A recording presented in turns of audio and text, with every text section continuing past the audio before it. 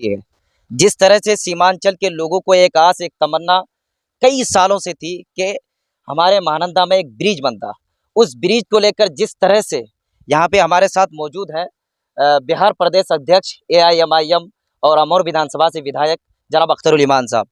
अख्तरुल ईमान साहब, सबसे पहले आपसे सवाल, सीधे सीधे सवाल पे हम आएंगे कि जिस तरह से आपको लेकर ये कहा जाता है, आपके विरोधी जो लोग हैं वो हमेशा से ये कहते हैं कि बोलने से क्या होता है, आप बोलकर ये सब क्या कर दिए? नहीं, चलिए, ये मैं बोलकर कुछ नहीं कर सका, समझिए।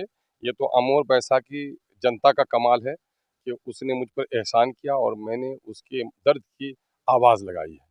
और हम ऐसे मौके से, जबकि आज़ादी के बाद इतने लंबी दूरी में कोई पुल नहीं बन सका। इधर आप देखेंगे कि डाउन स्ट्रीम में एक पुल बना हुआ है और दूसरा पुल बना हुआ है आपका मस्तान चौक में। दोनों पुल की दूरी 50 किलोमीटर की है। अब 50 किलोमीटर के दरमियान की इस बीच में कोई पुल नहीं था।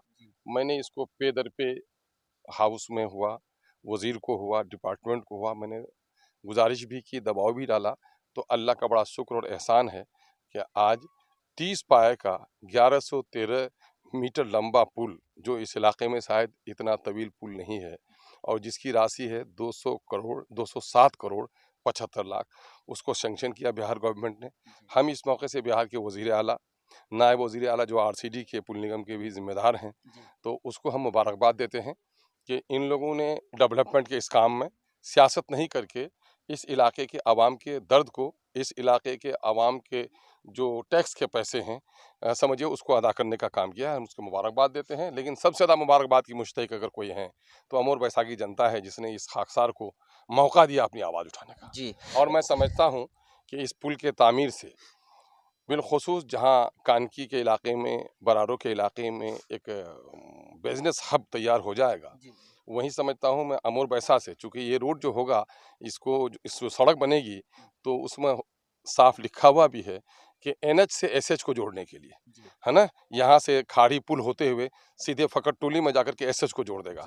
अब पूर्णिया से आने वाले बहुत सारे लोगों का गुजरगाह हो जाएगा ये।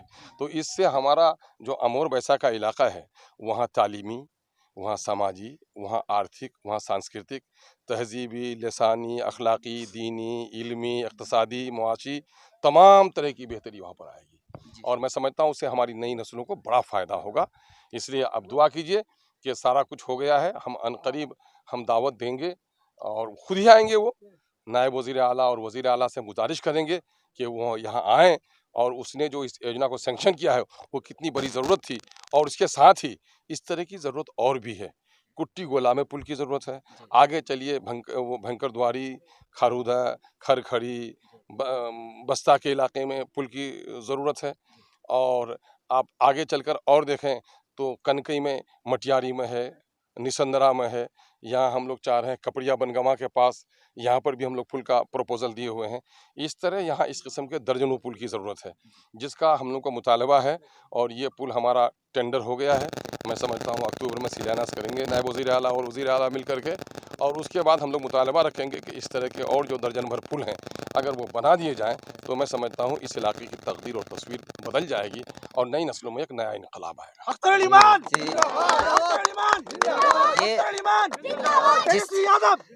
जिस तरह से ये आपने वीडियो रिलीज की कि महानंदा के लिए ब्रिज पास किया गया, उसके बाद से मैंने जब ये वीडियो अपलोड किया, अपलोड करने के बाद लगातार कमेंट सेक्शन में जो आवाज़ें आई, ये आवाज़ आई कि जिस तरह से कई सालों से एक मुद्दा अहम यहाँ पे बन चुका है, वो खाड़ी पुल को लेकर, जो खाड़ी पुल को लटका के रख दिया गया, कहीं ना कहीं एक चुनाव का मुद्दा बना के रख दिया है।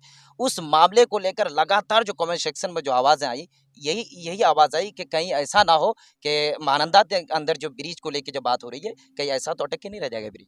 नहीं, देखिए, सवाल ये पैदा होता, ठोकर खाए हुए लोगों को अंदेशा तो होता ही है। सांप के कांटे को रस्सी को देख के भी डर लगता है। मामला ये है कि 2014 से इस इलाके में देखेंगे कि 2014 में, 12 में कितनी योजनाएं शुरू कराई गई थी, जस की तस रह गई। और नतीजा जब से मैं जीता हूँ, गेरिया रसेली पथ है एक, वहाँ के 3 पुल को मैंने भी शुरू कराया 5 साल 6 साल के बाद। और ये 2014 में संग बुनियाद रखी गई थी खाड़ी रसेली पुल की। और अल्हम्दुलिल्लाह मैं आपको बता दूं कि इसमें भी हैरत अंगेज काम हुआ है। इसमें RWD यानी रूरल वर्क डिवीज़न का मामला है डिपार्टमेंट का, और दूसरा है WRD वाटर रिसोर्स डिपार्टमेंट का। तो इनका दोनों का साझा कार्यक्रम हुआ और दोनों का अपना DPR बनकर के सबमिट हो गया है। और NIT में वो चला गया है अब टेक्निकल सैंक्शन होने के लिए। और इस मामले में चीफ मिनिस्टर साहब से जब वो आए यहाँ पर समाधान यात्रा में, मैंने ज़ोरदार तौर पर कहा कि समस्याएं हमारी हैं तो समाधान करिए। तो उसके बाद से एक बड़ा एक्शन उसमें आया है और दोनों तरफ का DPR बनकर जमा हो गया है। और मैं समझता हूँ कि अनकरीब NIT से आने के बाद उसका फिर इसी तरह का टेंडर निकलेगा और आपको खुशी होगी।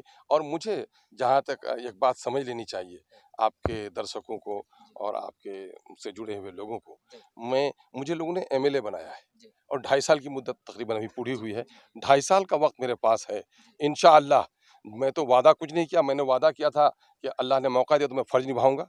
मैं अपने फ़र्ज़ की अदायगी कर रहा हूँ और उनकी जो नेक उम्मीदें हैं हमसे वाबस्ता, इंशाअल्लाह उन तमाम तर उम्मीदों पर अख्तरुल ईमान पूरा उतरेगा।